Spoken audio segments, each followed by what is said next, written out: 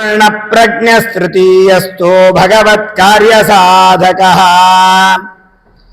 पृथ्वीमण्डलमध्यस्थाः पूर्णबोधमतानुगाः वैष्णवा विष्णुहृदयाः तान्नमस्ये गुरुन्मम विघ्नध्वान्तनिवारणेकतरणिः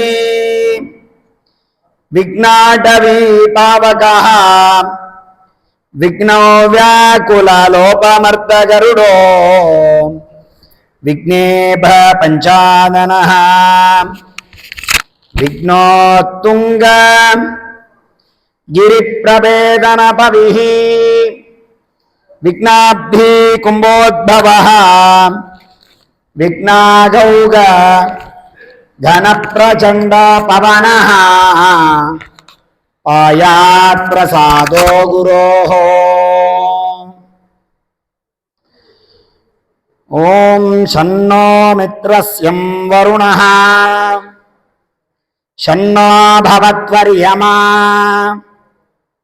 शन्नो इंद्रो बृहस्पतिः शन्नो विष्णुरुक्रमः नमो ब्रह्मणे नमस्ते वायो त्वमेव प्रत्यक्षं ब्रह्मासि त्वमेव प्रत्यक्षं ब्रह्म वदिष्यामि ऋतुं वदिष्यामि सत्यं वदिष्यामि तन्मामवतु तद्वक्तारमवतु अवतु माम् अवतु वक्तारम्। ओम शांति शांति शांति। हरि ओम हरि ओम हरि ओम। ತೈತರೇಯ ಉಪನಿಷತ್ತಿನ ವಿಚಾರವನ್ನು 2 ದಿನದಿಂದ ನಾವು ತಿಳಿತಾ ಇದ್ದೇವೆ. ಈ ಉಪನಿಷತ್ತು ಶಿಕ್ಷಾವಲ್ಲಿ ಅಂತ ಇದಕ್ಕೆ ಹೆಸರು. ಯಾವ ರೀತಿಯಾಗಿ ಶಿಕ್ಷಣೆಯನ್ನು ನಾವು ಹೊಂದಬೇಕು, ನಾವು ಶಿಕ್ಷಣ ಹೊಂದಬೇಕು, ಯಾವ ರೀತಿಯಾಗಿ ನಮ್ಮ ಜೀವನದಲ್ಲಿ ನಾವು ಇರಬೇಕು ಎನ್ನುವಂತಹ ವಿಚಾರವನ್ನು ನಮಗೆ ತಿಳಿಸಿಕೊಟ್ಟಂತಹ ಉಪನಿಷತ್ತು ಅದು ತೈತರೇಯ ಉಪನಿಷತ್ತು. ಈ ಉಪನಿಷತ್ತಿನ ಈ ವಿಚಾರಗಳನ್ನ ರಾಯರ ಖಂಡಾರ್ಥದ ವಿಚಾರದಲ್ಲಿ ನಾವು ತಿಳಿಯಲಿಕ್ಕೆ ಪ್ರಯತ್ನವನ್ನ ಮಾಡ್ತಾ ಇದ್ದೇವೆ. ನಿನ್ನೆ ದಿವಸ ತಿಳಿದಂತೆ ಮಾತಾ ಪೂರ್ವರೂಪಂ ಪಿತೋತ್ತರ ರೂಪಂ ಪ್ರಜಾಸಂಧಿಹಿ ಪ್ರಜನನಗು ಸಂಧಾನಂ ಅನ್ನುವಂತಹ ಮಂತ್ರದಿಂದ ಹೇಗೆ ಇರಬೇಕು ಅನ್ನುವಂತಹ ವಿಚಾರವಾಗಿ ನಮಗೆ ತಿಳಿಸಿಕೊಡ್ತಕ್ಕಂಥವರಾಗ್ತಾ ಇದ್ದಾರೆ. ತಂದೆ ತಾಯಿಯ ಸೇವೆ ಬ್ರಹ್ಮಚಾರಿಯಾದವನು ಅವಶ್ಯವಾಗಿ ಮಾಡಲೇಬೇಕು ಅನ್ನುವಂತಹ ವಿಚಾರವಾಗಿ ತಿಳಿಸಿ, ಪ್ರತಿಯೊಬ್ಬರೂ ಕೂಡ ಗುರು ಹಿರಿಯರ ಸೇವೆ, ಜ್ಞಾನಿಗಳ ಮಹಾತ್ಮರ ಸೇವೆ ಅದು ಯಾವ ರೀತಿಯಿಂದ ಸಾಧ್ಯ ಇದೆಯೋ ಅದನ್ನು ಆ ರೀತಿಯಿಂದ ಮಾಡಲಿಕ್ಕೆ ತಾವೆಲ್ಲರೂ ಕೂಡ ಉದ್ಯುಕ್ತರಾಗಬೇಕು ಎನ್ನುವಂತಹ ದೃಷ್ಟಿಯಿಂದ ನಮಗೆ ಉಪನಿಷತ್ತು ತಿಳಿಸಲಿಕ್ಕೆ ಹೊರಟಂತಹ ಸಂದರ್ಭದಲ್ಲಿ ಈಗ ಮೇಧಾ ಪ್ರಾರ್ಥನೆ ಅಂತ.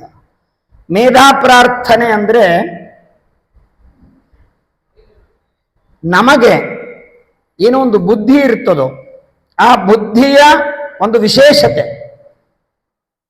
ಬುದ್ಧಿಗೂ ಮನಸ್ಸಿಗೂ ಮೀರಿದಂತೆ ಒಂದು ಕೆಲಸ ಆಗ್ತದೆ, ಜ್ಞಾನವಾಗ್ತದೆ. ಬುದ್ಧಿಯ ಒಂದು ಪರ್ಯಾಯನೇ ಅನ್ಕೊಳ್ರಿ. ಮೇಧಾ ಅಂದ್ರೆ ವಿಶೇಷವಾದ ಜ್ಞಾನ, ನಮಗೆ ನಿಲ್ಕದೇ ಇರತಕ್ಕಂತಹ ಒಂದು ಕಲ್ಪನೆಗೂ ಬರದಂತೆ ಆಗಿಬಿಡ್ತದೆ ತಕ್ಷಣ. ಏನ್ರಿ ಎಷ್ಟು ಮೇಧಾವಿ ಇದ್ದಾನೋ.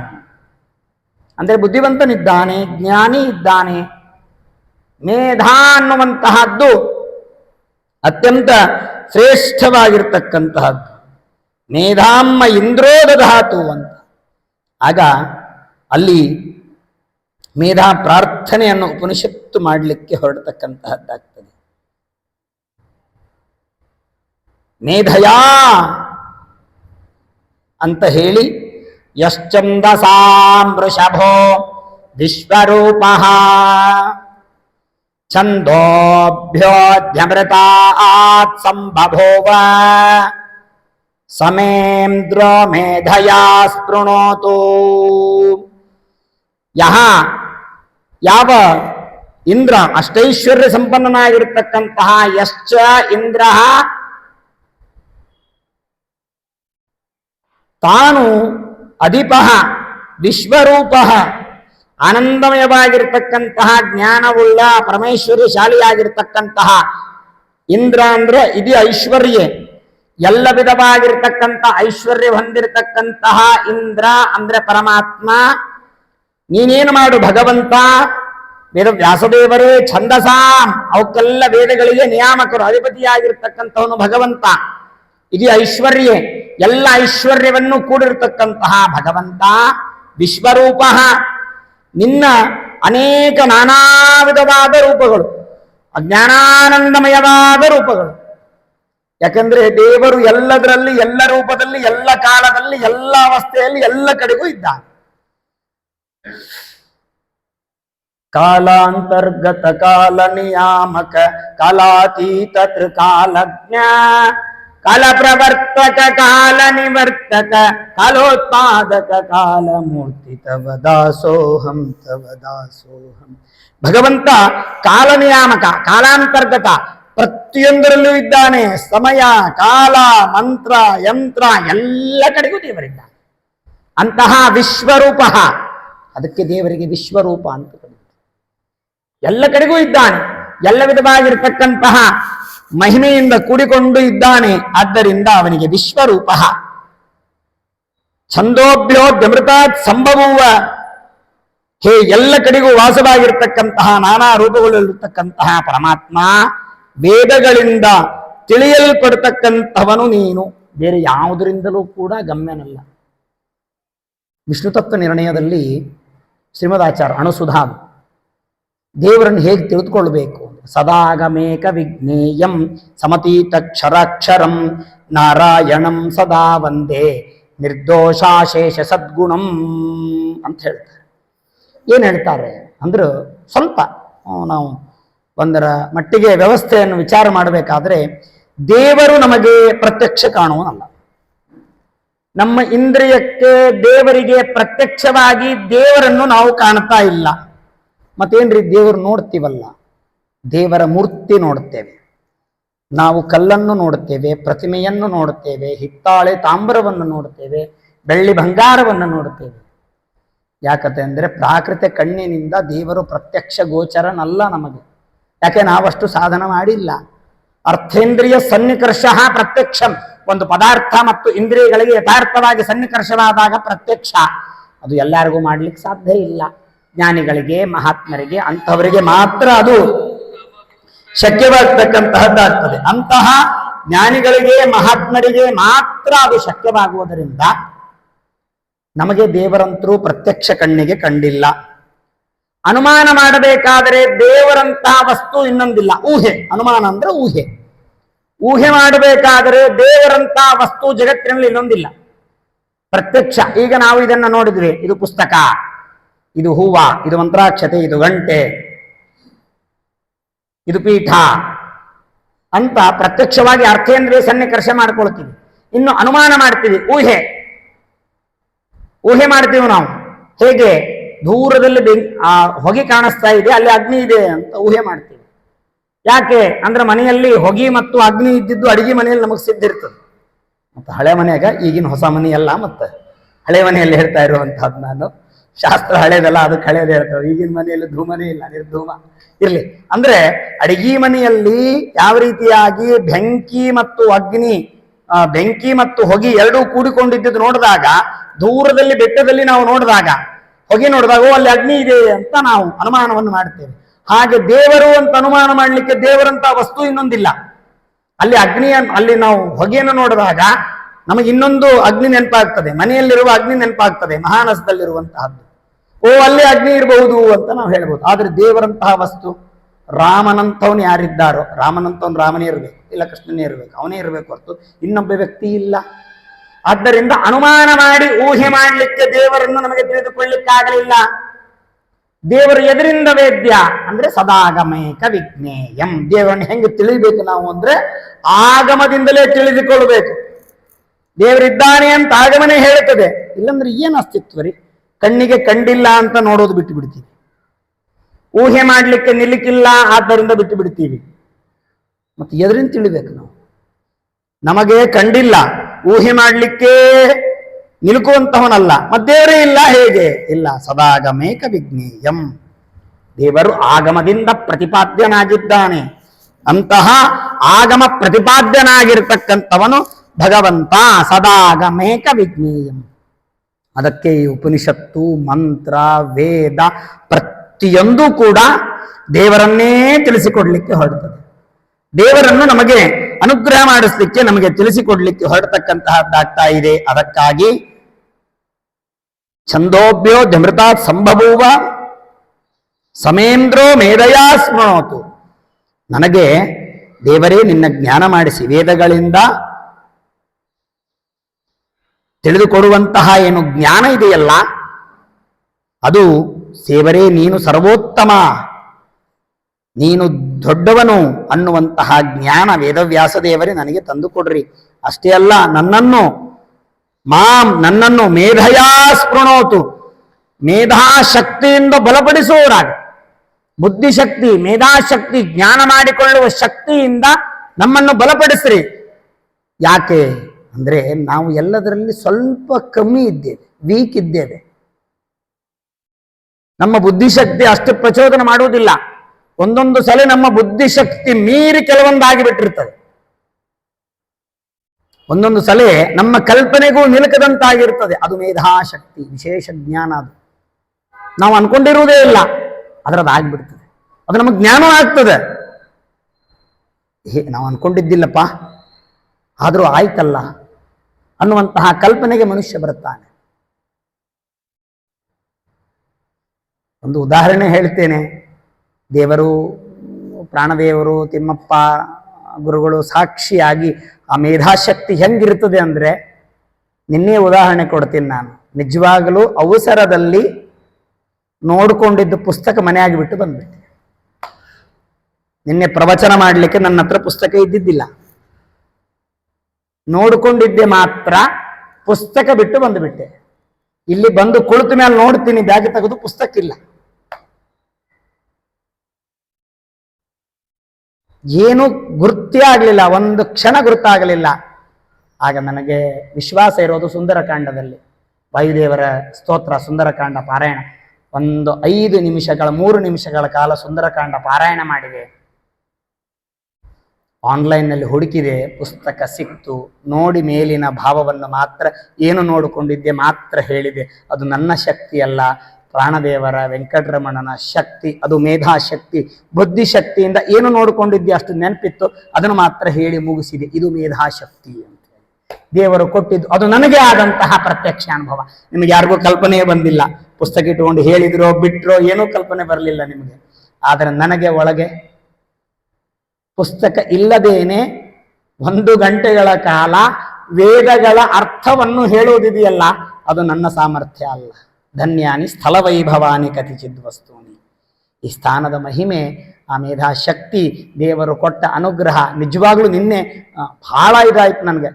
ನಾನು ಹೇಳಬೇಕನ್ನೋ ವಿಷಯ ನೋಡ್ಕೊಂಡಿದ್ದೆ ಅಷ್ಟೇ, ಆದ್ರೆ ಎದುರಿಗಿಲ್ಲ ಪುಸ್ತಕ. ಬೇರೆ ಯಾವುದೋ ಒಂದು ಆ್ಯಪಲ್ಲಿ ಆ ಒಂದು ಮೂಲ ಪುಸ್ತಕ ಸಿಕ್ತು, ಅದನ್ನು ಇಟ್ಟುಕೊಂಡು ಮೊಬೈಲ್ ನೋಡ್ಕೊಂಡ ಪ್ರವಚನವನ್ನಾಯಿತು. ಯಾಕೆಂದ್ರೆ ಅದು ದೇವರು ನಮಗೆ ಕೊಟ್ಟ, ನಮ್ಮ ಸಾಮರ್ಥ್ಯಕ್ಕೂ ಮೀರಿದ ಶಕ್ತಿ ಒಂದ್ಸಲ ಕೊಟ್ಟು ಬಿಡ್ತಾನೆ ಭಗವಂತ. ಅಂತಹ ದೇವರನ್ನ ನಾವು ನಂಬಬೇಕು, ವಿಶ್ವಾಸ ಮಾಡಬೇಕು ದೇವರಲ್ಲಿ. ಆಗ ದೇವರು ನಮಗೆ ಕೊಟ್ಟೇ ಕೊಡ್ತಾನೆ, ಅದರಲ್ಲಿ ಯಾವ ಸಂದೇಹ ಇಲ್ಲ.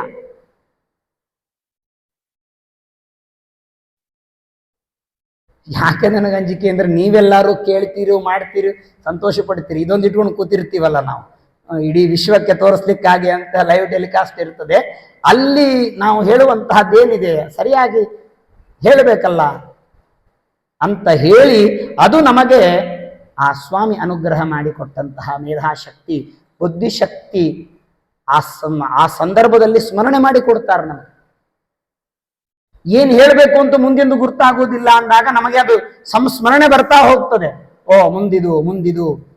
ಆಮೇಲೆ ಏಕ ಸಂಬಂಧಿ ಸ್ಮಾರಕಂ, ಏಕ ಸಂಬಂಧಿ ಜ್ಞಾನಂ, ಅಪರ ಸಂಬಂಧಿ ಸ್ಮಾರಕಂ ಅಂತ ಒಂದು ನಿಯಮ ಉಂಟು ನಮ್ಮ ಶಾಸ್ತ್ರದಲ್ಲಿ. ಒಂದು ವಿಷಯವನ್ನು ಹೇಳುವಾಗ ಆ ವಿಷಯ ಬೇರೆ ಕಡೆಗೆ ಎಲ್ಲಿ ಬಂದಿದೆ ಅಂತ ವಿಚಾರ ಮಾಡಿ ಅದನ್ನು ಸ್ಮರಣೆ ಮಾಡಿಕೊಂಡು ತಂದಲ್ಲಿ ಒಪ್ಪಿಸುವಂತಹದ್ದು. ಏಕ ಸಂಬಂಧಿ ಜ್ಞಾನಂ ಅಪರ ಸಂಬಂಧಿ ಸ್ಮಾರಕಂ ಅಂತ ಒಂದು ಲೋಕೋಕ್ತಿ. ಅಂದ್ರೆ ಹೆಂಗ ನಾವು ಗಾದೆ ಮಾತುಗಳು ಅಂತ ನಾವು ಅಂತೀವಲ್ಲ, ಹಾಗೆ ಸಂಸ್ಕೃತದಲ್ಲಿ ಲೋಕೋಕ್ತಿಗಳು ಅಂತ ಹೇಳ್ತಾರೆ. ಅಂದ್ರೆ ಈ ವಿಷಯ ನಮಗೆ ಒಂದು ಕಡೆಗೆ ಇಲ್ಲಿ ಬಂದಿದೆ ಅಂದ್ರೆ ಇಂಥ ವಿಷಯ ಬೇರೆ ಕಡೆಗೂ ಬಂದಿದೆ, ಅದನ್ನೆಲ್ಲ ನಾವು ತೆಗೆದುಕೊಂಡು ಹೇಳ್ಬೋದು. ಉದಾಹರಣೆಗೆ ಈ ವಿಷಯಗಳೇ ದಾಸ ಸಾಹಿತ್ಯದಲ್ಲಿ ಬಂದಿವೆ, ಅನೇಕ ವ್ಯಾಸ ಸಾಹಿತ್ಯದಲ್ಲಿ ಬಂದಿವೆ, ಇದನ್ನೇ ಶ್ರೀಮದ್ ಆಚಾರ್ಯ ಸರ್ವಮೂಲದಲ್ಲಿ ಬಂದಿವೆ. ನಿಮಗೆ ಹೇಳಿದ್ನಲ್ಲ, ದೇವರು ಆಗಮೇಕ ಸಮಧಿಗಮ್ಯ ಅನ್ನೋದಕ್ಕೆ ವಿಷ್ಣು ತತ್ವ ನಿರ್ಣಯವನ್ನೇ ನಾವು ಉದಾಹರಣೆ ಕೊಡಬೇಕಾಯ್ತು. ಬೇರೆ ಬೇರೆ ಕಡೆ ಹೇಳಿದ್ದಾರೆ, ಆದ್ರೆ ಮಂಗಳಾಚರಣೆಯಿಂದ ಪ್ರಾರಂಭ ಮಾಡಿದ್ದೇ ಇದನ್ನ, ಸದಾಗಮೇಕ ವಿಜ್ಞೇಯಂ ಸಮತೀತ ಕ್ಷರಾಕ್ಷರಂ ಅಂತ ಹೇಳಿ. ಅಂದ್ರೆ ಈ ಎಲ್ಲ ವಿಸ್ತುಗಳು, ಈ ಉಪನಿಷತ್ತುಗಳು, ಈ ವೇದ ಎಲ್ಲವೂ ಕೂಡ ದೇವರನ್ನು ತಿಳಿಯಲಿಕ್ಕೆ ಏಕಮಾತ್ರ ಉಪಾಯ. ಅದನ್ನು ನಮಗೆ ಕೊಡ್ರಿ ಅಂತ ಹೇಳಿ ನನಗೆ ಮೇಧಯಾ ಶೃಣೋತು, ಬುದ್ಧಿಶಕ್ತಿಯಿಂದ ನಮ್ಮನ್ನು ರಕ್ಷಣೆ ಮಾಡ್ರಿ ಭಗವಂತ ಅಂತ ಅನುಗ್ರಹ ಮಾಡ್ತಾ ಇದ್ದಾನಲ್ಲ ಭಗವಂತ, ಅವನ ಹತ್ರ ಪ್ರಾರ್ಥನೆ ಮಾಡಿಕೊಳ್ತಕ್ಕಂಥವರಾಗ್ಬೇಕು ನಾವು. ಅಂತಹ ಅಮೃತಸ್ಯ ನಿತ್ಯವಾಗಿರ್ತಕ್ಕಂತಹ ವೇದಗಳಿಗೆ ಧಾರಣ ಅರ್ಥ ಸಹಿತವಾಗಿ ಅಧ್ಯಯನ ಮಾಡುವಂತೆ ಅನುಗ್ರಹ ಮಾಡು ಸ್ವಾಮಿ ಅಂತ ದೇವರ ಹತ್ರ ಬಿಡ. ಬಾಯಿಲೆ ಅನ್ನೋದಕ್ಕಿಂತಲೂ ಹೇಳ್ತಾರೆ ಅಮೃತಸ್ಯ ದೇವಧಾರಣೋ ಭೂಯಾಸಂ, ನನಗೆ ಅರ್ಥವಾಗುವಂತೆ ನಮಗೆ ಧಾರಣ ಮಾಡುವಂತೆ ಭೂಯಾಸಂ ಮಾಡುವವನಾಗು ಪರಮಾತ್ಮ. ನಾವು ಏನಂತೀವೋ, ಏನ್ ತಿಳ್ಕೋತೀವೋ, ಏನ್ ಮಾಡ್ಕೋತೀವೋ ಅದನ್ನು ನಮಗೆ ಅರ್ಥ ಮಾಡಿಸು, ತಿಳಿಸುವಂತೆ ಮಾಡು. ಇದನ್ನೇ ಹೇಳಿದ್ರು ಜಗನ್ನಾಥದಾಸರು, ಸಿರಿ ನಿಲಯನ ಗುಣಗಳ ತಿಳಿದು ಭಜಿಸುವುದೇ ಫಲವಿದು ಬಾಳ್ದುದಕ್ಕೆ. ಭಜನೆ ಮಾಡಿದರೆ ಪುಣ್ಯ ಉಂಟು, ಇಲ್ಲ ಅನ್ನಂಗಿಲ್ಲ, ತಿಳಿದು ಭಜಿಸಿದ್ರೇನೆ ಹೆಚ್ಚಿಗೆ ಪುಣ್ಯ ಉಂಟು. ಶ್ರೀಮದಾಚಾರ್ಯರು ಭಾಗವತ ತಾತ್ಪರ್ಯದಲ್ಲಿ ಹೇಳ್ತಾರೆ, ಪ್ರಾಸಂಗಿಕವಾಗಿ ಬಂದಿದೆ ಹೇಳ್ತೇನೆ, ಭಜಿಸುವುದಕ್ಕೂ ತಿಳಿದು ಭಜಿಸಕ್ಕೂ ಏನು ವ್ಯತ್ಯಾಸ ಇದೆ. ಚತುರ್ಥ ಸ್ಕಂದದ ಅಜಾಮಿಲನ ಆಖ್ಯಾನದಲ್ಲಿ ಬಂದಂತಹ ಸಂದರ್ಭದಲ್ಲಿ ಶ್ರೀಮದಾಚಾರ್ಯ ನಿರ್ಣಯ ಕೊಡ್ತಾರೆ. ಏನು ಬರೆಯವ ನಾರಾಯಣ ಅಂತ ಕೂಗಿದ, ದೂರೇ ಕ್ರೀಡನಕಾಸಕ್ತಂ ಬಾಲಂ ನಾರಾಯಣ ಪಯಂ ಪ್ಲಾವಿತೇನ ಸರೇನೋಚ್ಚೈಹಿ. ಕೊನೆಯ ಮಗನಿಗೆ ನಾರಾಯಣ ಅಂತ ಹೆಸರಿಟ್ಟಿದ್ದ, ಅವನೆಲ್ಲೋ ಆಡ್ಲಿಕ್ಕೆ ಹೋಗಿದ್ದ, ಅವನ ಸಲುವಾಗಿ ಜೋರಾಗಿ ನಾರಾಯಣ ಅಂತ ಕೂಗಿದ. ಆವಾಗ ವಿಷ್ಣುದೂತರು ಬಂದು ಬಿಟ್ರು, ಯಮದೂತರು ಅವನ್ ಕರ್ಕೊಂಡು ಹೋಗಬೇಕು ಅಂತ ವಿಷ್ಣುದೂತರು ಬಂದು ಬಿಟ್ರು. ಅಲ್ಲಿ ಸಂವಾದ ಆಯಿತು, ಒಳಗೆ ಕೂತು ನೋಡ್ತಾ ಇದ್ದಾನೆ. ಬರೀ ನಾರಾಯಣ ಅಂತ ಅಂದ ಮಾತ್ರಕ್ಕಾಗಿ ಅವನಿಗೆ ವಿಷ್ಣುದೂತರು ಬಂದ್ರು, ಅವನಿಗೆ ಅನುಗ್ರಹ ಆಯಿತು ದೇವರದು ಅಂತ ಪ್ರಶ್ನೆ ಬಂದ್ಬಿಡ್ತದೆ. ಶ್ರೀಮದಾಚಾರ್ಯ ಭಾಗವತ ತಾತ್ಪರ್ಯದಲ್ಲಿ ಉತ್ತರ ಕೊಡ್ತಾರೆ, ಬರೀ ಶಬ್ದೋಚ್ಚಾರಣೆಯಿಂದ ಸ್ವಲ್ಪ ಪುಣ್ಯ ಇದೆ, ರೂಪ ಗುಣ ಕ್ರಿಯಾ ಅರ್ಥಾನುಸಂಧಾನ ಮಾಡಿಕೊಂಡು ಉಚ್ಚಾರ ಮಾಡಿದರೆ ಅದಕ್ಕೆ ಪೂರ್ಣ ಫಲ ಇದೆ. ರಾಮ ಕೃಷ್ಣ ಹರಿ ನಾರಾಯಣ ಅಂತ ನಾವು ಶಬ್ದ ಆಡ್ತೀವಿ, ಅದರಿಂದ ಪುಣ್ಯ ಬರ್ತದೆ. ಅರ್ಥ ತಿಳಿದುಕೊಂಡು ಅನ್ನೋದರಿಂದ ಸಂಪೂರ್ಣ ಪುಣ್ಯ ಬರ್ತದೆ. ರಾಮ ಅಂತೀವಿ, ಏನ್ ಅರ್ಥ ಮಾಡ್ಕೋಬೇಕ್ರಿ ನಾವು? ರಾಮ ಅಂತ ಅನ್ನುವಂತಹದ್ರಿಂದ ನಾವು ಏನ್ ಅರ್ಥ ಮಾಡ್ಕೊಳ್ಬೇಕು ಅಂದ್ರೆ ರಮಣೀಯತ್ವಾತ್ ರಾಮ, ರಾಮ ಇವನು ರಮಣೀಯನಾಗಿದ್ದಾನೆ, ಆದ್ದರಿಂದ ರಾಮ. ಇದನ್ನ ನೆನಪುಳಿಲಿಲ್ಲ ಅಂದ್ರೆ ಇನ್ನೊಂದು ಅರ್ಥ ಮಾಡ್ಕೋಬೇಕು, ರಾಮ ನಮ್ಮ ಪಾಪವನ್ನು ಕಳೀತಾನೆ. ರಾ ಅನ್ನೋದರಿಂದ ಬಾಯಿ ತೆಗಿತದೆ, ಮ ಅನ್ನೋದರಿಂದ ಬಾಯಿ ಮುಚ್ಚಿ ಬಿಡುತ್ತದೆ, ಆದ್ದರಿಂದ ನಮ್ಮ ಪಾಪ ಕಳೆಯೋನು ರಾಮ. ಇಷ್ಟಾದ್ರೂ ನೆನಪಿಟ್ಕೊಳ್ಬೇಕು. ಕೃಷ್ಣ ಅಂತೀವಿ, ಏನು ಕೃಷ್ಣ? ಕರ್ಷತಿ ಪಾಪಾನಿತಿ ಕೃಷ್ಣ, ನಮ್ಮ ಪಾಪಗಳನ್ನೆಲ್ಲವನ್ನೂ ಕೂಡ ಕರ್ಷಣೆ ಮಾಡ್ತಾನೆ, ಆದ್ದರಿಂದ ಅವನಿಗೆ ಕೃಷ್ಣ ಅಂತ ಕರೀತಾರೆ. ನಾರಾಯಣ ನಾರಾಹ ಎಲ್ಲ ಎಲ್ಲ ನರಸಂಬಂಧಿತ್ವ ವಾಯುವಾದಿ ಎಲ್ಲ ದೇವತೆಗಳಿಗೆ ಅಯನ ಆಶ್ರಯನಾಗಿದ್ದಾನೆ. ಆದ್ದರಿಂದ ಅವನಿಗೆ ನಾರಾಯಣ. ನಾರಾಹ ಅಂದ್ರೆ ನೀರು, ಆ ನೀರೇ ಅವನಿಗೆ ಯಾವ ಹಾಸಿಗೆಯಾಗಿ ನೀರಿನಲ್ಲೇ ವಾಸ ಮಾಡಿದ್ದಾನೆ. ಆದ್ದರಿಂದ ಅವನಿಗೆ ನಾರಾಯಣ. ಕ್ಷೀರಸಾಗರ ಸಾಯಿ ಅಂತ ಹೇಳ್ತೀವಲ್ಲ, ಹಾಗೆ ಪ್ರತಿಯೊಂದು ಕೂಡ ಶಬ್ದ ಉಚ್ಚಾರಗಳು ಉಚ್ಚಾರಣೆ ಮಾಡುವುದರಿಂದ ಪುಣ್ಯ ಉಂಟು. ಆದರೆ ಅರ್ಥಾನುಸಂಧಾನ ಪೂರ್ವಕವಾಗಿ ಮಾಡುವಂತಹ ಶಬ್ದಗಳ ಉಚ್ಚಾರಣೆ ಏನಿದೆಯಲ್ಲ, ಅದು ವಿಶೇಷ ಜ್ಞಾನಕ್ಕೆ ಕಾರಣ ಆಗ್ತದೆ, ಫಲಕ್ಕೆ ಕಾರಣ ಆಗ್ತದೆ, ತಿಳಿಯಲಿಕ್ಕೆ ಜ್ಞಾನ ಆಗ್ತದೆ, ತಿಳಿದುಕೊಂಡು ಮಾಡುವಂತಹ ಕರ್ಮಗಳು. ಯಾಕಂದ್ರೆ ಸುಮ್ಮನೆ ಮಾಡ್ರಿ ಅಂದ್ರೆ ಮಾಡೋದಿಲ್ಲ. ಯಾಕೆ ಮಾಡಬೇಕು, ಏನು ಮಾಡಬೇಕು, ಮುಂದಿನ ಪ್ರಶ್ನೆ ಬಂದೇ ಬಿಡ್ತದ್ರಿ ನಮಗೆ. ಯಾಕೆ, ಏಕೆ, ಹೇಗೆ ಅಂತೇಳಿ ಪ್ರತಿಯೊಂದಕ್ಕೂ ಬರುದೇ. ಅದನ್ನು ತಿಳಿದು ಮಾಡಿದರೆ ಎಷ್ಟು ಸಂತೋಷ ಆಗ್ತದೆ ನಮಗೆ. ಇಲ್ಲಪ್ಪ ಅವ್ರು ಹೇಳ್ಯಾರ ನಾವು ಮಾಡ್ತೀವಿ. ಹಿಂದಿನವರೆಲ್ಲ ಹಂಗೆ ಇದ್ರು, ಅವ್ರು ಹೇಳಿದ್ಮೇಲೆ ಮಾಡಬೇಕಾ, ಮಾಡಿಬಿಡ್ತೀವಿ, ಹೌದು, ಏನು ಕೇಳ್ತಿದ್ರು. ಆದ್ರೆ ಈಗಿನವ್ರು ಹಂಗಲ್ಲ. ಯಾಕೆ ಮಾಡಬೇಕು, ಅದರ ಹಿನ್ನೆಲೆ ಏನು ಅಂತ ನಾವು ತಿಳಿದುಕೊಂಡು ಮಾಡಿದಾಗ ಎಷ್ಟು ಸಂತೋಷ ಅನ್ನಿಸ್ತದೆ. ಮಾಡೋದ್ರಿಂದ ನಮಗೆ ಬಹಳ ಅದರಿಂದ ಪುಣ್ಯ ಬರ್ತದೆ, ಸಂತೋಷ ಆಗ್ತದೆ. ಈ ರೀತಿಯಾಗಿ ಆ ಮೇಧಯಾ ಸ್ಪೃಣೋತು, ದೇವರೇ ಆ ಬರೇ ವೇದಗಳನ್ನು ನನ್ನ ಬಾಯಿಯಿಂದ ಅನ್ನಿಸುವುದಲ್ಲ, ಅರ್ಥ ಸಹಿತವಾಗಿ ಅಧ್ಯಯನ ಮಾಡುವಂತೆ ಭೂಯಾಸಂ ಆಗಲಿ. ಅಷ್ಟೇ ಅಲ್ಲ, ಶರೀರಂ ಮೇ ವಿಚಕ್ಷಣಂ, ಈ ನನ್ನ ಶರೀರ ಏನಿದೆಯಲ್ಲ, ಈ ದೇಹ ಆ ಜ್ಞಾನಕ್ಕೆ ಅನುಕೂಲ ಆಗುವಂತೆ ಆಗಲಿ. ಮೇ ನನಗೆ ಜಿಹ್ವಾ ನಾಲಿಗೆ ಮಧುಮತ್ತಮ, ನನ್ನ ನಾಲಿಗೆ ಮಧುಮತ್ತಮ, ಒಳ್ಳೆಯದನ್ನು ಮಧುರವಾದ ವಚನವನ್ನು ನನ್ನ ಬಾಯಿಯಿಂದ ಆಡಿಸಲಿ. ನರಜನ್ಮ ಬಂದಾಗ ನಾಲಿಗೆ ಇರುವಾಗ ನಾರಾಯಣಾಯನ ಬಾರದೆ. ಇದನ್ನೇ ಜಗನ್ನಾಥದಾಸರು, ಅನೇಕ ದಾಸರಾಯರು ಈ ವಿಚಾರಗಳನ್ನೇ ನಮಗೆ ಕನ್ನಡದ ಕನ್ನಡಿಯಲ್ಲಿ ಕೊಟ್ಟಿದ್ದಾರೆ. ಜಿಹ್ವಾಮೇ ಮಧುಮತ್ತಮಾಹ, ನರಜನ್ಮ ಬಂದಾಗ ನಾಲಿಗೆ ಇರುವಾಗ. ಆ ನಾಲಿಗೆಯಿಂದ ಏನ್ ಮಾಡಬೇಕು, ನಾಮೋಚ್ಚಾರಣೆ ಮಾಡ್ಲಿಕ್ಕಾಗಿ ನಾಲಿಗೆ ಕೊಟ್ಟಿರುವಂತಹದ್ದು. ಜಿಹ್ವಾಮೇ ಮಧುಮತ್ತಮಾಹ, ವೇದ ಮಂತ್ರದಲ್ಲಿ ಪ್ರಾರ್ಥನೆ ಹೇಳುತ್ತಾರೆ, ನಾಲಿಗೆ ನಮ್ಮದು ದೇವರನ್ನು ನಾಮಸ್ಮರಣೆ ಮಾಡ್ಲಿಕ್ಕಾಗಿ ಇರಲಿ. ಇಲ್ಲದೆ ಇದ್ರೆ ಕಪ್ಪೆಯ ನಾಲಿಗೆಯೂ ಇರ್ತದೆ, ಏನ್ ಮಾಡ್ತದೆ, ಒದರ್ತದೆ ವಟ ವಟ ವಟ ಅಂತೇಳಿ. ಆ ಕಪ್ಪಿಗೆ ನಾಲಿಗೆ ಅಂತೆ ನಮ್ಮ ನಾಲಿಗೆ ಆಗಬೇಕೋ, ಬೇಕಾಗಿಲ್ಲ. ಮಧುಮತ್ತಮಾಹ, ಸತ್ಯಂ ಬ್ರೂಯಾತ್ ಪ್ರಿಯಂ ಬ್ರೂಯಾತ್, ಸತ್ಯವೇ ನನ್ನಿಂದ ನುಡಿಸಲಿ, ದೇವರ ನಾಮಸ್ಮರಣೆ ಯಾವಾಗಲೂ ನನ್ನಿಂದ ಆಗಲಿ, ಇದು ನಾಲಿಗೆ ನೀನು ಮಾಡಬೇಕು. ಜುಹ್ವಾಮೇ ಮಧುಮತ್ತಮಾಹ, ಕರ್ಣಾಭ್ಯಾಂ ಭೂರಿ ವಿಶ್ರುವಂ,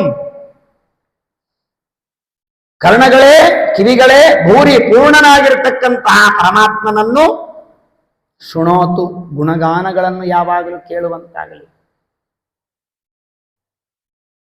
ಪರಮಾತ್ಮನ ವಾರ್ತೆಯನ್ನು ಕೇಳದೇ ಇರತಕ್ಕಂತಹ ಕಿವಿಗಳು ಎಂತಹದ್ದು ಅಂದ್ರೆ ಇಲಿಯ ಹೊದರುಗಳು ಅಂತ ಹೇಳ್ತಾ ಇದ್ದಾರೆ. ಹೆಗ್ಗಣಗಳ ತೂತುಗಳು ಇರ್ತಾವಲ್ಲ, ಹಾಗೆ ಇದ್ದಂತೆ ದೇವರ ಕಥೆಯನ್ನು ಕೇಳದ ಕಿವಿ ಇಲಿಯ ಹೊದರು ಇದ್ದಂತೆ, ಅದಕ್ಕೂ ತೂತಿರ್ತದೆ. ಅದೇನು ಅರ್ಥಕ್ರಿಯಾಕಾರಿ ಆಗ್ತದೋ ನಮಗೆ? ಇಲ್ಲ. ಇದಕ್ಕೂ ತೀತಿದೆ, ಅದು ನಮಗೆ ಅರ್ಥಕ್ರಿಯಾಕಾರಿ ಆಗ್ತದೋ ಯಾವಾಗ ದೇವರ ಕೀರ್ತನೆಯನ್ನು ಕಿವಿಯಿಂದ ಕೇಳಿದಾಗ. ಇದನ್ನೇ ವೇದ ಮಂತ್ರ ಹೇಳಿಕೊಡುತ್ತೆ, ಕರ್ಣಾಭ್ಯಾಂ ಭೂರಿ ವಿಶ್ರುವಂ, ಕಿವಿಯಿಂದ ದೇವರ ಕೀರ್ತನೆಗಳನ್ನು ಕೇಳುವಂತಾಗಲಿ, ದೇವರ ಕಥೆಯನ್ನು ಕೇಳುವಂತಹದ್ದಾಗಲಿ. ನಮ್ಮ ಪರಿಸ್ಥಿತಿ ಎಲ್ಲಿಗೆ ಬಂದ್ಬಿಟ್ಟಿದೆ ಅಂದ್ರೆ, ಗೋಪಾಲದಾಸರು ಹೇಳ್ತಾರೆ, ಹಂಗೆ ಮಾಡಲಯ್ಯ ಕೃಷ್ಣ ಹೋಗುತ್ತಿದೆ ಆಯುಷ್ಯ. ಭಾಗವತರೊಡಗೂಡಿ ಉಪವಾಸ ಜಾಗರ ಒಂದಿನ ಮಾಡಲಿಲ್ಲ, ರಾಗದಿ ಶುಕ ಮುನಿ ಪೇಳ್ದ ಹರಿಕತೆ ಸಂಯೋಗವೆಂಬುದಿಲ್ಲ, ನೀಗುವಂತ ಭವ ಭಯವ ಭಕುತಿ ವೈರಾಗ್ಯವೆಂಬುದಿಲ್ಲ, ಯೋಗಿ ವಂದ್ಯ ಗೋಪಾಲ ವಿಠಲ ತಲೆಬಾಗಿ ನಿನ್ನನ್ನು ಬೇಡಿಕೊಂಬೆ, ಹ್ಯಾಂಗ ಮಾಡಲಯ್ಯ ಕೃಷ್ಣ ಹೋಗುತ್ತಿದೆ ಆಯುಷ್ಯ,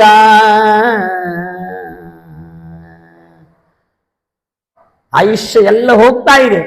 ಏನ್ ಮಾಡ್ಲಿ ಸ್ವಾಮಿ? ನನ್ನ ಕಿವಿಯಿಂದ ಕೇಳಲಿಕ್ಕಾಗಲಿಲ್ಲ, ಭಾಗವತ ಶ್ರವಣಾದಿಗಳನ್ನು ಮಾಡಲಿಕ್ಕಾಗಲಿಲ್ಲ. ಅಂತಹ ಕಿವಿ ಇದ್ದು ನಾನು ಏನು ಮಾಡಲಿ ಸ್ವಾಮಿ? ಹೇ ಪರಮಾತ್ಮ, ಎಲ್ಲ ವೇದಗಳ ನಿಧಿಯಾಗಿರ್ತಕ್ಕಂಥವನು ಮೇಧಯಾ ಶ್ರೇಷ್ಠವಾದ ಬುದ್ಧಿಯನ್ನು ಕೊಟ್ಟು ನನಗೆ ಈ ಭಗವಂತನ ಜ್ಞಾನವನ್ನು ಮಾಡಿಸುವಂತೆ ನೀನು ಮಾಡುವಂತವನಾಗು ಸ್ವಾಮಿ. ಮೇಧಯಾ ಸ್ಪೃಣೋತು ಅಂತ ಇಲ್ಲಿ ನಮಗೆ ಆ ಮೇಧಾ ಬುದ್ಧಿಗಾಗಿ ಆ ದೇವರ ಪ್ರಾರ್ಥನೆಯನ್ನು ಉಪನಿಷತ್ತು ನಮಗೆ ಮಾಡಬೇಕು ಅಂತ ತಿಳಿಸಿಕೊಡು.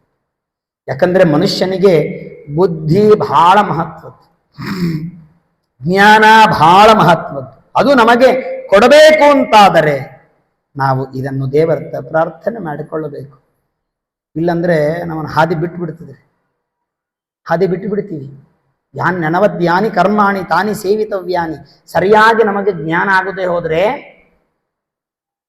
ಇವತ್ತು ಎಲ್ಲೋ ಕೂತು ಏನೋ ಮಾಡಿ ಬೂದಿ ಕೊಡೋ ಬಾಬಾಗಳೆಲ್ಲ ನಮ್ಮನ್ನು ಹಾದಿ ತಪ್ಪಿಸಿ ನಮ್ಮನ್ನು ಸಾಧನದಿಂದ ದೂರಿಟ್ಟು ಬಿಡ್ತಾರೆ, ಒಯ್ದು ಒಗೆದು ಬಿಡ್ತಾರೆ. ನಮ್ಮನ್ನ ಸಾಧನದಿಂದ ನಮ್ಮನ್ನು ದೂರ ಒಯ್ದು ಒಗೆದು ಬುದ್ಧಿ ಭ್ರಮಿಷ್ಠರನ್ನಾಗಿ ಮಾಡುತ್ತಾರೆ. ದಡದಡೀತ ನೋಡ್ತಾ ತಪ್ಪಾಗ್ತದೆ ನಮ್ಮಿಂದ. ಅಂತಹ ಬುದ್ಧಿ ಬೇಡ. ಶ್ರೇಷ್ಠವಾದ ಬುದ್ಧಿ, ನಿನ್ನಲ್ಲಿ ಆಸಕ್ತವಾಗಿರತಕ್ಕಂತಹ ಬುದ್ಧಿ, ನಿನ್ನನ್ನು ತಿಳಿದುಕೊಳ್ಳುವಂತಹ ಬುದ್ಧಿ, ನಿನ್ನನ್ನು ತಿಳಿದುಕೊಂಡು ಹೇಳುವ ಉಪನಿಷತ್ತಿನ ಮಂತ್ರಗಳ ಅರ್ಥಾನುಸಂಧಾನ ಮಾಡುವಂತಹ ಬುದ್ಧಿ ನಮಗೆ ನೀನು ಕೊಡು ಭಗವಂತ ಅಂತ ಪ್ರಾರ್ಥನೆಯನ್ನು ಮಾಡ್ತಕ್ಕಂತಹದ್ದಾಗ್ತಾ ಇದೆ. ಶೃಣೋತಿ ಸಂಸ್ಪೃಣೋತಿ ವಿಚಕ್ಷಣ ವಿಶೇಷೇಣ ಚರ್ಷಣಂ ಜ್ಞಾನಾನುಕೂಲಂ ಭವತಿ ಇತಿ ಗೋಪಾಯ. ಗೋಪು ರಕ್ಷಣೆ ನಮ್ಮನ್ನು ನೀನು ಅದು ನೀಡು, ನಮಗೆ ರಕ್ಷಣೆ ಮಾಡು ಸ್ವಾಮಿ. ವೇದ ವಾಸವತೋ ವಿಷ್ಣು ಬ್ರಹ್ಮಕೋಶಂ ಚ ಸ್ಮೃತಃ ಅಂತ ಹೇಳಿದಂತೆ ಬ್ರಹ್ಮಕೋಶದಲ್ಲಿ ನಮಗೆ ಯಾವ ಪರಮಾತ್ಮ ವಿಷ್ಣುವಿನನ್ನು ಆಶ್ರಯಿಸಿಕೊಂಡು ನಾವಿರತಕ್ಕಂತಹದ್ದಾಗಬೇಕು. ವಿದ್ಯಾರ್ಥಿಗಳ ಮನಸ್ಸು ಅಂದರೆ ನಾವೆಲ್ಲ ಇವತ್ತಿನ ದಿವಸ ವಿದ್ಯಾರ್ಥಿಗಳೇ ಅಂತ. ಹೆಂಗೆ ವಿದ್ಯಾರ್ಥಿಗಳು ಅಂದರೆ ಸುಧಾಮಂಗಳ ದಿವಸ ನಮಗೊಂದು ಪ್ರತಿಜ್ಞೆ ಮಾಡಿಸ್ತಾರೆ. ಏನು ಅಂದರೆ, ಗುರುಗಳು ಹೇಳಿದ್ದು ಕೇಳಿ ಅಭ್ಯಾಸ ಮಾಡುವ ವಿದ್ಯಾರ್ಥಿ ಅವಸ್ಥೆ ಮುಗಿತು. ಯಾವ ಅವಸ್ಥೆ? ಗುರುಗಳು ಹೇಳಿದ್ದು ಕೇಳಿ ಅದನ್ನು ಒಪ್ಪಿಸಿ ಮಂಗಳ ಮಾಡಿದಿರಿ, ಆ ಒಂದು ವಿದ್ಯಾರ್ಥಿ ಅವಸ್ಥೆ, ಗುರುಕುಲ ವಾಸದ ವಿದ್ಯಾರ್ಥಿ ಅವಸ್ಥೆ ಮುಗಿತು. ನೀವು ಜೀವನ ಪರ್ಯಂತ ವಿದ್ಯಾರ್ಥಿಗಳೇ ಅಂತ. ಯಾಕೆ? ನೀವು ತಿಳಿದುಕೊಂಡು ಅಧ್ಯಯನ ಮಾಡಿ ಇನ್ನೊಬ್ಬರಿಗೆ ಅಧ್ಯಯನ ಮಾಡಿಸಲಿಕ್ಕೆ ನೀವು ಕಾರಣರಾಗಬೇಕಲ್ಲ. ನೀವು ಕೂಡ ಸ್ವಂತ ಅಧ್ಯಯನ ಇನ್ಮೇಲೆ ಪ್ರಾರಂಭ. ಇಟ್ಟು ದಿವಸ ಗುರುಗಳು ಏನು ಹೇಳಿದ್ದೇವ್ರೆ ಗಿಳಿಪಾಠದಂಗೆ ಕೇಳಿದ್ದು ಹೇಳಿದ್ದು ಒಪ್ಪಿಸಿದ್ದು ಅಷ್ಟೇ. ಆದ್ರೆ ಮುಂದೆ ಜೀವನಕ್ಕೆ ಬಂದ ಮೇಲೆ ಏನು ಬಂದ್ರು ಸುಖ ದುಃಖ ಲಾಭ ಲಾಭ ಜಯ ಅಪಜಯ ಎಲ್ಲ ಯಾವಾಗದು ಗುರುಗಳ ಹತ್ರ ಇದ್ದಾಗ ಎಲ್ಲ ಗುರುಗಳ ಮೇಲೆ ಹಾಕಿ ಬಿಡ್ತೀವಿ, ನಾವು ಹಿಂದೆ ಸರ್ಕೊಂಡ್ಬಿಡ್ತೀವಿ. ಆದರೆ ನಿಜವಾದ ವಿದ್ಯಾರ್ಥಿ ಅವಸ್ಥೆ, ನಿಜವಾದ ಜ್ಞಾನಾರ್ಜನೆ ವ್ಯವಸ್ಥೆ, ನಿಜವಾಗಲೂ ವ್ಯವಸ್ಥೆ ಚಾಲುವಾಗೋದು ಯಾವಾಗ ಅಂದ್ರೆ ಸುಧಾಮಂಗಳ ಮುಗಿದು ಮರುದಿವಸದಿಂದ ಚಾಲು ಆಯಿತು ಅಂತ ಹೇಳಿ ನಿಮ್ಮ ಸ್ವಂತ ಅಧ್ಯಯನ ಪ್ರಾರಂಭ. ಈಗ ನೀವು ನಿಜವಾಗ್ಲೂ ವಿದ್ಯಾರ್ಥಿಗಳಾದ್ರಿ ಅಂತ. ಇಷ್ಟು ದಿವಸ ಗುರುಕುಲವಾಸದ ವಿದ್ಯಾರ್ಥಿಗಳು, ಆದರೆ ನೀವು ವಿದ್ಯಾರ್ಥಿಗಳಾಗಿ ಮನಸ್ಸು ನೆಮ್ಮದಿ ಅನ್ನಾದಿ ಸಂಪತ್ತು ನಮಗೆ ಬೇಕಲ್ಲ. ಮುಂದೆ ಗುರುಕುಲವಾಸದಲ್ಲಿದ್ದಾಗ ಗುರುಗಳು ಅಧೀನರಾಗಿ ಅವರು ಹೇಳಿದ್ದು ಕೇಳಿದ್ದು ಕೊಟ್ಟು ತಿಂದು ಉಂಡು ಆರಾಮಿದ್ದು ಬಿಡ್ತೀವಿ. ನಿನ್ನೆ ಹೇಳಿದಂತೆ ಗುರುಕುಲವಾಸದ ವಿಧಾನ ಹೇಳಿದ್ದೆ. ನಾಲಿಗೆ ರುಚಿ ಇಟ್ಟುಕೊಂಡು ಅಭ್ಯಾಸಕ್ಕಾಗಿ ಕುಳಿತುಕೊಂಡ್ರೆ ಅದು ಅಭ್ಯಾಸ ಆಗುವುದಿಲ್ಲ, ಆಗಲಿಲ್ಲ. ಎಲ್ಲವನ್ನೂ ಬಿಟ್ಟು ಇಂದ್ರಿಯ ನಿಗ್ರಹವನ್ನು ಇಟ್ಟುಕೊಂಡು ವಿದ್ಯಾಲಯದಲ್ಲಿ ಅಧ್ಯಯನ ಮಾಡಿದಾಗ ಅವನು ನಿಜವಾಗಲೂ ಜ್ಞಾನಿ ಆಗ್ತಾನೆ, ಬೇಕಾದ ಸಾಧಿಸ್ತಾನೆ. ಆದರೆ ದೊಡ್ಡ ಟಾರ್ಗೆಟ್ ಏನು ಗೊತ್ತೋ, ಅಲ್ಲಿಂದ ಬಂದ ಮೇಲೆ ಜೀವನ ನೋಡಿದ ಮೇಲೆ ಪ್ರಪಂಚ ನೋಡಿದ ಮೇಲೆ ಏನು ಅಧ್ಯಯನ ಮಾಡುತ್ತಾನೋ, ಯಾವಾಗ ಸದಾಚಾರಿಯಾಗಿ ಉಳಿತಾನೋ, ಆವಾಗ ಗುರುಕುಲ ವಾಸದ ಫಲ ಏನು ಅಂತ ಗೊತ್ತಾಗ್ತದೆ. ಇಲ್ಲದೆ ಇದ್ರೂ ಗುರುತಾಗುವುದಿಲ್ಲ. ಅದಕ್ಕಾಗಿ ನಾವು ಪ್ರಾರ್ಥನೆಯನ್ನು ಮಾಡಬೇಕು. ಆವಹಂತಿ ವಿತನ್ವಾನಾ ಕುರ್ವಾಣಾಚೀರಮಾತ್ಮನಃ ವಾಸಾಗುಂಸಿ ಮಮ ಗಾವಶ್ಚ. ಯಾರಿಗೆ? ಲಕ್ಷ್ಮೀನಾರಾಯಣರಿಗೆ ಪ್ರಾರ್ಥನೆ ಮಾಡ್ಕೋಬೇಕಂತೆ. ಆವಹಂತೀಂ, ಹೇ ಪರಮಾತ್ಮ ಲಕ್ಷ್ಮೀನಾರಾಯಣರೇ, ಆತ್ಮನಃ ನನ್ನ ಜೀವ ಸಮೂಹಕ್ಕೆ ಚಿರಂ ಶೀಘ್ರವಾಗಿ ಚಿರಕಾಲದವರೆಗೂ ಕೂಡ ವಾಸಾಂಸಿ, ಉಟ್ಕೊಳ್ಳಿಕ್ಕೆ ಬಟ್ಟೆ ಬೇಕು, ಚಲೋ ಚಲೋ ಬಟ್ಟೆ ಬೇಕು. ಭಗವಂತ ಎಷ್ಟು ವಿಚಿತ್ರ ಇದ್ದಾನೆ ಅಂದರೆ, ಸ್ವಾಮಿ ಭಗವಂತ ಕೊಡ್ತಾನೆ, ಕೊಟ್ಟಿದ್ದನ್ನು ಸದುಪಯೋಗ ಮಾಡಿಕೊಳ್ಳ್ರಿ ಅಂತ ಹೇಳ್ತಾನೆ. ಯಾವಾಗಲೂ ಮನುಷ್ಯ ವಸ್ತ್ರದಿಂದ ಒಂದು ತತ್ವಜ್ಞಾನ ಕಲಿಬೇಕಂತ. ನಮ್ಮ ಜೀವನದಲ್ಲಿ ನಾವು ಬಳಸುವಂತಹ ಪ್ರತಿಯೊಂದು ಪದಾರ್ಥಗಳು ನಮಗೊಂದೊಂದು ನೀತಿಯನ್ನು ತಿಳಿಸ್ತದೆ.